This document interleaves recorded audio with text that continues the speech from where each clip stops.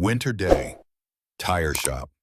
Winter in this city was always gray, not cold, gray, as if someone had erased all the colors, leaving only exhaustion. Alex Miller stood behind the counter of the tire shop and looked at the clock. The hand was moving slowly, too slowly.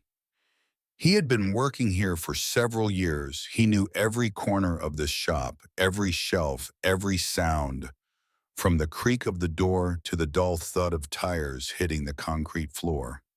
In winter, there were always more customers.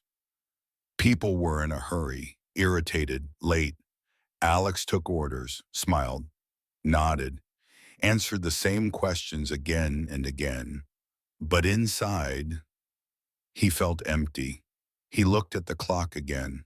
There were 10 minutes left until the end of his shift. Just 10.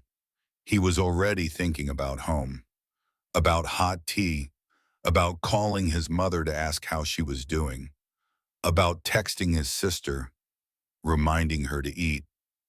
The phone in his pocket vibrated. Alex froze. An unknown number. He didn't like answering calls like that. He never did. He almost put the phone back. But something in Kai's him, strange, unexplainable, made him press answer. Hello? The voice on the other end was calm, too calm. Are you Alex Miller?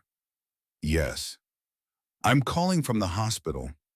Your mother and sister were involved in a serious car accident. They are now in intensive care. You need to come immediately. Pause, the line went dead. Alex stood there, unable to move. Mother, sister. He felt a cold run down his spine, not from the winter, from inside. He didn't call back. He didn't ask any questions. He simply grabbed his jacket and walked out. The road. Traffic, fear. The car started on the first try. Alex pulled sharply onto the road. The drive to the hospital usually took about 30 minutes. He knew the route by heart. But today, the city seemed to have stopped. Traffic jams, red brake lights, slow, painful movement. Alex slammed his palm against the steering wheel. Come on, come on.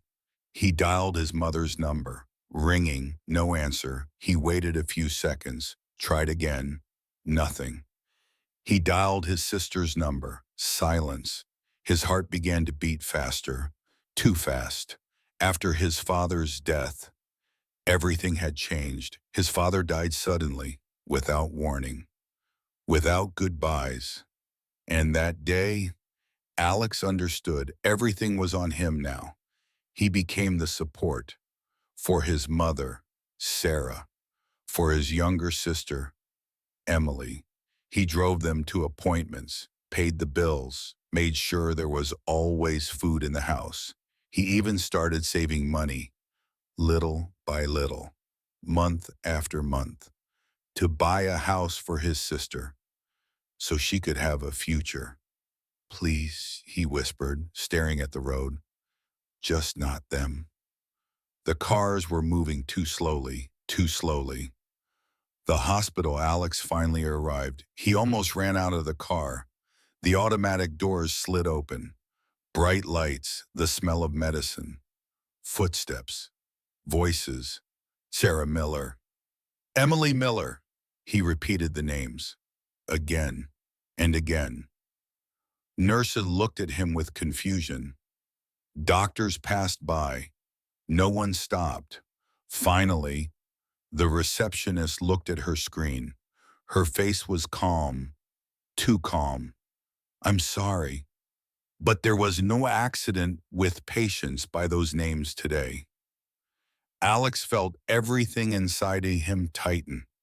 What do you mean, no accident? No records, no admissions. The world seemed to tilt. Are you sure? Absolutely. In that moment, Alex understood. The call, it was false. Return, suspicion. Alex ran out of the hospital. Now the fear was different. sharper. If there was no accident, why weren't his mother and sister answering? He got into the car and drove to his mother's house. Every minute stretched painfully long. The house. Silence. The door was unlocked. Mom, Emily. No answer. The house felt wrong. Too quiet. Alex took a step forward, and then a quiet, trembling voice. Alex, help! From the basement. He froze. The basement. The door was locked with a heavy padlock. His hands began to shake. He grabbed the axe by the wall. One strike. Another. The lock broke. The basement. In the darkness, Sarah and Emily sat on the floor, tied up, terrified, tears on their faces. Lex rushed to them, untied the ropes, held them. I'm here. It's okay. They were crying. He cried with them. After the robbers were gone, they took valuables. They took the money Alex had been saving for years. The police arrived quickly.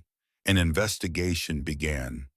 The criminals' faces were hidden by masks. But Emily fought back. During the struggle, she tore a hat with the letter M off one of them and hid it in the basement. That became the lead. Cameras, routes, traces. 1 week later, the robbers were found. When they were taken away, the house became quiet again. Too quiet. Alex sat on the floor beside his mother and sister. Holding their hands, the money was gone. The plans were ruined, but the family was alive. A few days later, Alex returned to work, selling tires again, watching the clock again. But now, he never answered unknown calls without checking first. What would you have done in Alex's place? Would you have trusted that call or checked first?